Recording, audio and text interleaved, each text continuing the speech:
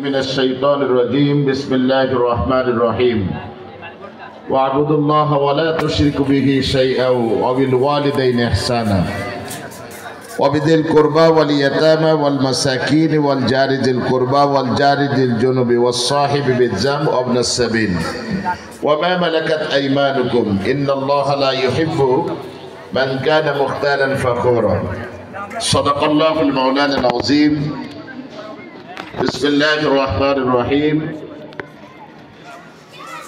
ঐতিহ্যবাহী উম্মুল কোরআন ক্যাডেট মাদ্রাসার বার্ষিক পুরস্কার বিতরণী দিস্তারে ফজিলাত অনুষ্ঠান, তার সাথে আজকের দোয়া অনুষ্ঠানের জনাব সাহেবের সদর সভাপতি যিনি ইতিমধ্যেই আমাদের কাছে এসেছেন, জনাব আব্দুল মান্নান সাহেব। আল্লাহ রাব্বুল আলামিন তার হায়াতের মধ্যে বারাকাত দান করুক। আজকের এই মজলিসে উপস্থিত আছেন আমার ওস্তাদ, বাংলাদেশের লক্ষ লক্ষ আলেমের ওস্তাদ, যিনি খুলনা আলিয়া কামিল মাদ্রাসার সাবেক উপাধ্যক্ষ, আমার সাবেক ওস্তাদ আলহাজ হযরত মাওলানা মুফতি আব্দুর রাজ্জাক সাহেব। আমরা ইতিমধ্যে লক্ষ্য করেছি যে উদ্বোধনী অনুষ্ঠানে আমাদের এই সমাজের গুরুত্বপূর্ণ ব্যক্তিদের মধ্যে উপস্থিত ছিলেন অ্যাডভোকেট শফিকুল আলম মনা, যিনি আহ্বায়ক খুলনা মহানগর বিএনপি।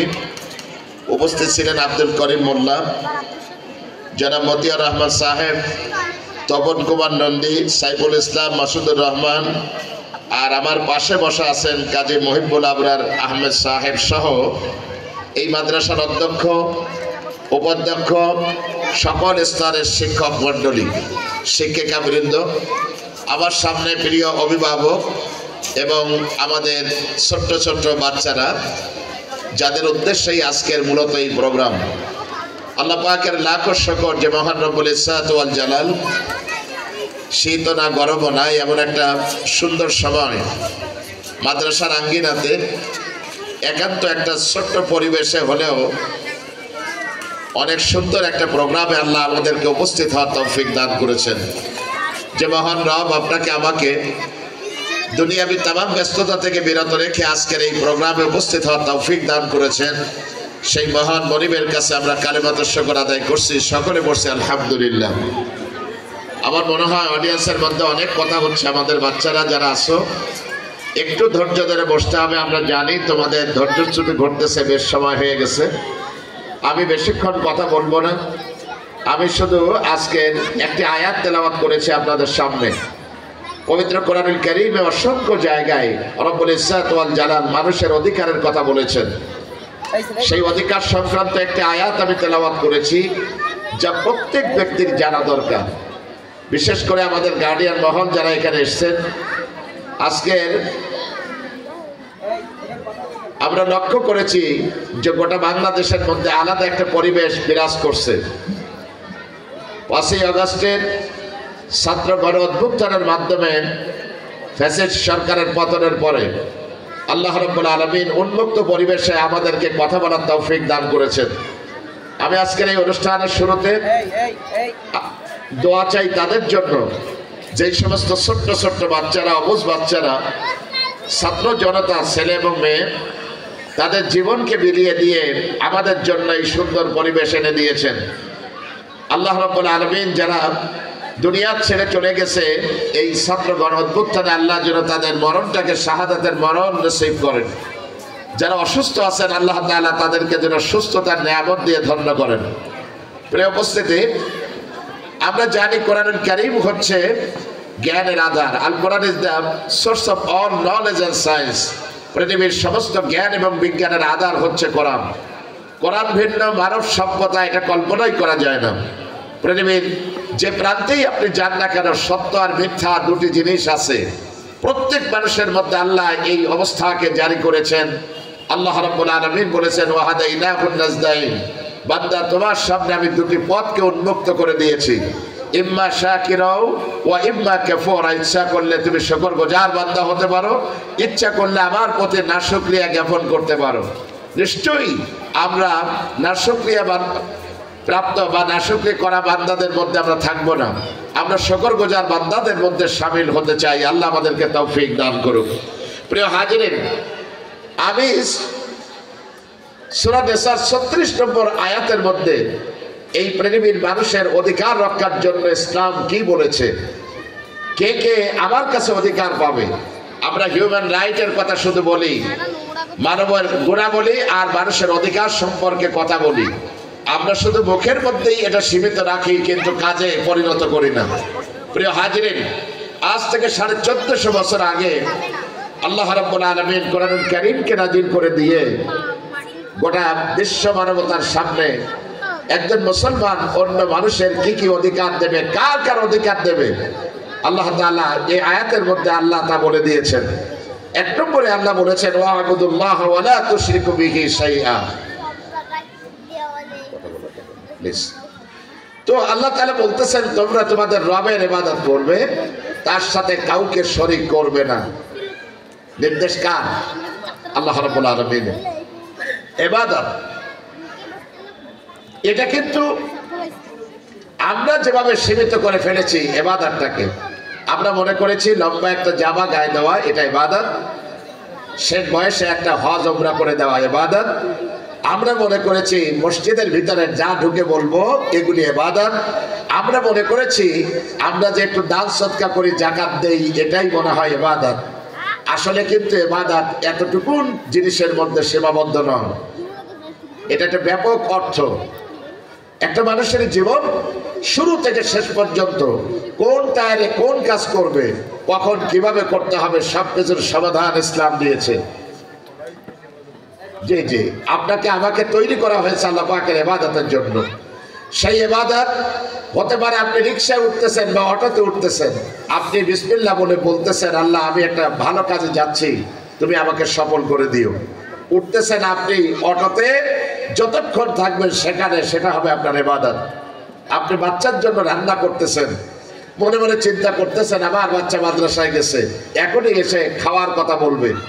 আপনি খাবার তৈরি করতেছেন, আপনার নিয়তটা যদি সহি হয়, যদি উৎকৃষ্ট হয়, তাহলে আপনার এই রান্না করাটাও আপনার জন্য ইবাদত। আমরা যারা পুরুষ গার্ডিয়ান আছি, সকালবেলায় আমাদের মিসেসরা বলে তুমি একটু নতুন বাজার যাও, এইটা এইটা এইটা এটা বাসায় নেই কিন্তু কেনা লাগবে, রাত দুপুরে আবার মেহমান আসবে। তো আমরা কি করি, কিছু টাকা নিয়ে হাতের মধ্যে ব্যাগ দিয়ে নতুন বাজারে হাঁটতে হাঁটতে অনেকে চলে যাই, বাজার করে আবার আসি। এই যে আমি গেলাম আসলাম, এই বাজারগুলি করলাম, আমার নিয়তটা যদি ভালো হয়, বিশ্বাস করুন আপনি বের হওয়ার সময় ডান পা দিয়ে বের হয়েছেন, বাজার করেছেন, এটাকে ক্যারি করে বাড়ি পর্যন্ত এনেছেন, সমস্ত কাজগুলি আপনার ইবাদতের মধ্যে গণ্য হবে, আপনি যদি আল্লাহর গোলাম হতে পারেন। প্রিয় ভাই সব, আমি আপনাদের কাছে বলবো যে আল্লাহ রাব্বুল আলামিনের সাথে বান্দার যে হক, এই হকটা আমরা অনেকেই ওইভাবে মানতে চাই না। সেটা কেমন? সেটা হচ্ছে আমরা হক মনে করি কোনটা জানেন? আমরা শুধু হক মনে করি নিজেরটা আমি ভালো বুঝবো, অন্যকে কিচ্ছু দেব না, এর মধ্যে আমরা হক মনে করি। আপনি যদি টোটাল আপনার আমার উপরে মানুষের যে অধিকার আছে, এই অধিকারকে আপনি ভাগ করেন, তাহলে 3টি ভাগে মোটা দাগে ভাগ করা যায়। নাম্বার 1, একটা হচ্ছে হকুল্লাহ, যিনি আপনাকে আমাকে তৈরি করেছেন, সেই মহান রবের হকটা আদায় করা 1 নম্বর, আপনার আমার উপর যে অধিকার আল্লাহর পক্ষ থেকে। নম্বর 2, হকুল ওয়ালিদাইন, আপনাকে আমাকে যিনি জন্ম দিয়েছেন, এই পৃথিবীর মুখ দেখেছে যেই মানুষ দুটির মাধ্যমে, যে ওয়াসিতাতুল ওয়ালিদাইন, আপনার আব্বা আম্মার মাধ্যমেই আপনি আমি দুনিয়ায় এসেছি, সেই আব্বা আম্মার একটা অধিকার আপনার আমার উপরে সর্বক্ষণ রয়েছে। নম্বর 3, অধিকার রয়েছে হকুল ইবাদ, পৃথিবীর মানুষের হক, সেটা বিভিন্ন স্তরের হতে পারে। ভালো ব্যবহার পেতে পারেন, আব্বা আম্মা ভালো ব্যবহার পেতে পারেন, আত্মীয় স্বজন ভালো ব্যবহার পেতে পারেন, সম্পর্কের আত্মীয় স্বজন ভালো ব্যবহার পেতে পারেন, আবার বাপের বাড়ির আত্মীয় স্বজন আমার কাছে ভালো ব্যবহার পেতে পারেন। এটা আল্লাহ পাকের পক্ষ থেকে। কিন্তু জানেন, কিয়ামতের কঠিন ময়দানে যেদিন আপনার আমার পাশে দাঁড়ানোর কেউ থাকবে না, যাদের জন্য সারা জীবন কষ্ট করেছি, যাদের জীবনে যাদের জন্য মাথার ঘামকে পায়ে ফেলেছি, যাদের জন্য দিন আমরা সকাল বিকাল কঠোর পরিশ্রম করি, স্ত্রী বাচ্চাদেরকে একটু ভালো করার জন্যে, ভালোতে রাখার জন্যে, আপনি কি জানেন কিয়ামতের দিন এই স্ত্রী বাচ্চা যাদের জন্য যা আমরা করেছি এগুলি কাজে আসবে না। ইয়াউমা ইয়াফিরুল মারউ মিন আখি, আল্লাহ বললেন পৃথিবীতে কেউ বিপদে পড়লে সবার আগে তার ভাই দৌড়ে যায়, আপন ভাই। কিয়ামতের দিন ভাই ভাই থেকে পলায়ন করবে। ওয়া উম্মিহি ওয়া আবি, পৃথিবীতে সন্তান বিপদে পড়লে সবার আগে বেশি কষ্ট পায় আব্বা আম্মা। তারা চেষ্টা করে, প্রেরণা করে আমার ছেলে বা আমার মেয়ের কষ্টটা দূর করার জন্য। কিয়ামতের দিন আব্বা আম্মা থেকে পলায়ন করবে অন্য মানুষ। ওয়াসাহিবাতিহি ওয়া বানি, আল্লাহ বললেন যে তোমার যে স্ত্রী সেও তোমাকে দেখে পলায়ন করবে, আর তোমার সন্তান সন্ততি তারাও পলায়ন করবে। তার অর্থ কি জানেন?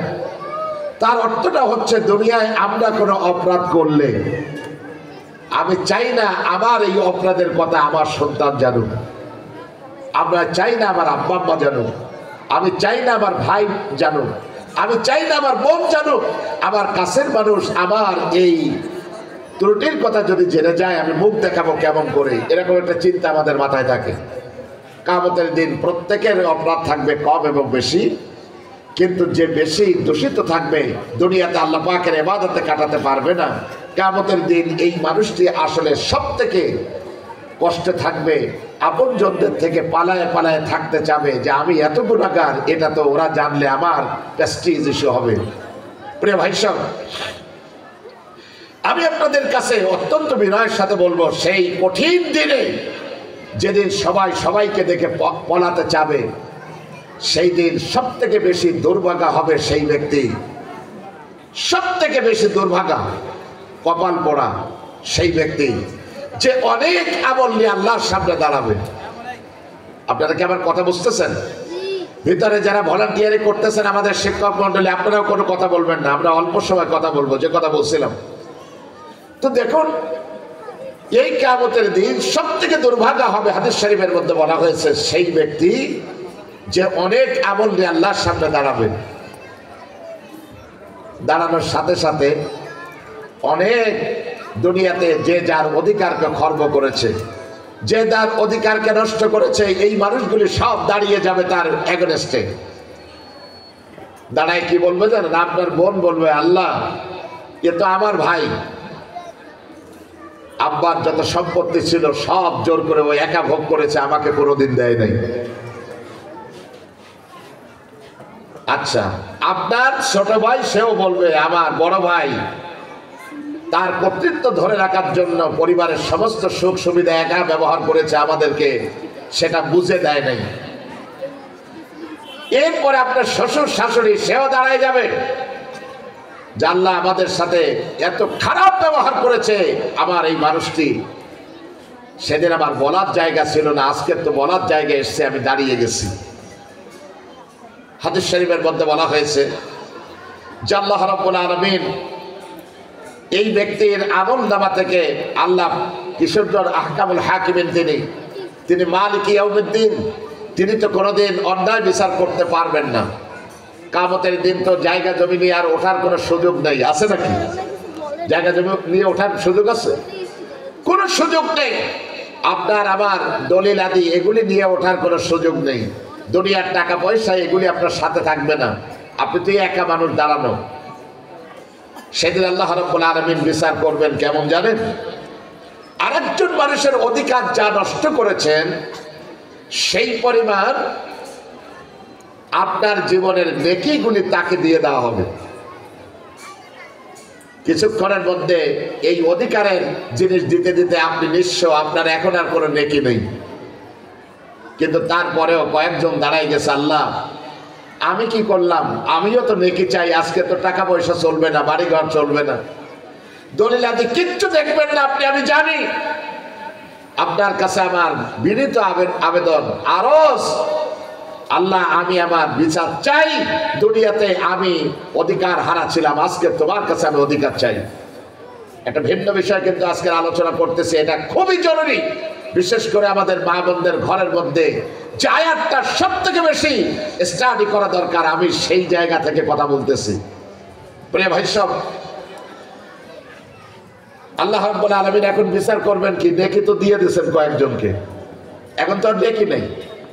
কিন্তু যারা তখনও আপনার কাছে অধিকার হারা হয়েছিল তারা বলবে আল্লাহ আমি ছাড়বো না, আমার আগে আপনি বিচার বুঝাই দেবেন, তারপর আমি এখান থেকে সরব। এবার কি করবেন?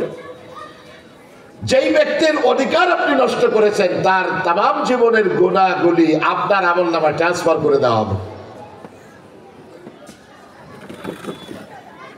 নিজের তো গুনাহ ছাড়ার কিচ্ছু নাই, আর একজনের গুনাহ আপনার উপরে চাপিয়ে দেওয়া হবে। এভাবে আপনার আমার মধ্যে বিচার সালিশ হয়ে যাবে কিয়ামতের দিন। আহা, ভাবছেন কোনদিন এই ব্যক্তি আরাফ নামক স্থানে জান্নাত আর জাহান্নামের মধ্যে দাঁড়াইয়া কাঁদবে অজরে, চোখের পানিতে সিক্ত হয়ে আল্লাহর কাছে কাঁদতে থাকবে, আল্লাহ ভুল করে ফেলেছি, বুঝতে পারি নাই, মনে করেছি সব আমার, আল্লাহ আমি মনে করেছি বাড়ি আমার, ঘর আমার, বাবার যা কিছু আছে সব আমার, বোনদের অধিকার দেই নাই, ভাইদের অধিকার দেই নাই, মায়ের অধিকার দেই নাই, বাবার অধিকার দেই নাই, ভুল করে ফেলেছি। এরকম একটা কঠিন সিচুয়েশনে আপনাকে আমাকে পড়তে হতে পারে। এজন্য অধিকার এটা আপনার আমার সাথে জড়িত। যতক্ষণ যেই বান্দার অধিকার নষ্ট করেছেন সেটাকে যতক্ষণ আপনি পরিশোধ না করবেন ততক্ষণ পর্যন্ত আপনার ব্যাপারে করে ফয়সালা আল্লাহ পাক দিবেন না। নামাজ পড়েন না, আল্লাহ মাফ করে দিতে পারেন। রোজা রাখেন না, আল্লাহ মাফ করে দিতে পারেন। পারেন না? আব্বা আম্মার সাথে অপরাধ করেছেন, পা ধরে মাপ চাইলেন, তিনি মাফ করে দিতে পারেন। কিন্তু বান্দার অধিকার, মানুষের অধিকার যা আপনি নষ্ট করেছেন এটা আল্লাহর এখতিয়ারের বহির্ভূত, আপনাকে মাফ করার যোগ্যতা আল্লাহ পাক নিজেও সংরক্ষণ করবেন না, বলবেন ওটা তোমাদের ব্যাপার, আগে মিটাও। আমি আপনাদের কাছে বিনয়ের সাথে বলবো, ইবাদতের রুবুবিয়্যাত আর উলূহিয়্যাত এই দুই ইবাদত, অর্থাৎ আল্লাহকে আমরা রব মানি, আইনদাতা মানি, এটা শুধু কি মসজিদে হবে না আমার বাড়ির মধ্যে হবে? নিশ্চয়ই আমাদের বাড়ির মধ্যেও আল্লাহকে মানা উচিত। উচিত না? উচিত না? Everybody have some ethics. প্রত্যেক ব্যক্তির মধ্যে আলাদা কিছু বিশ্বাস থাকে, সেই বিশ্বাসটা হচ্ছে সে মনে করে আমাকে নিয়ন্ত্রণ করে একজন, তিনি কে? আল্লাহ। এই কথাটা যারা বিশ্বাস করে সেই ব্যক্তিরা কোনোদিন রাষ্ট্রীয় সম্পদ খরচ করে মানুষের নামে স্ট্যাচু করতে পারে না, ভাস্কর্য তৈরি করতে পারে না। ইসলাম এটাকে অ্যালাউ করে না। It's not accepted in Islam. It's forbidden. Islam forever কিয়ামত পর্যন্ত নিষিদ্ধ করা হয়েছে, হারাম করা হয়েছে। আপনি নেতা মানবেন, ঘরের মধ্যে কি সুন্দর সুন্দর বড় বড় একের প্ল্যাকার্ড ঝুলানো। জিজ্ঞেস করেছে ভাই এটা কি? কয় হুজুর আমি ওই দল করি তো, নেতার ছবি, নেত্রীর ছবি। আহারে, নির্দিষ্ট দিনগুলিতে আবার ওই ফুলের নিচে একখানা টুল রাখা, ওখানে আবার ফুলের ডালি দেয়। দুর্ভাগ্য গোটা জাতির জন্য।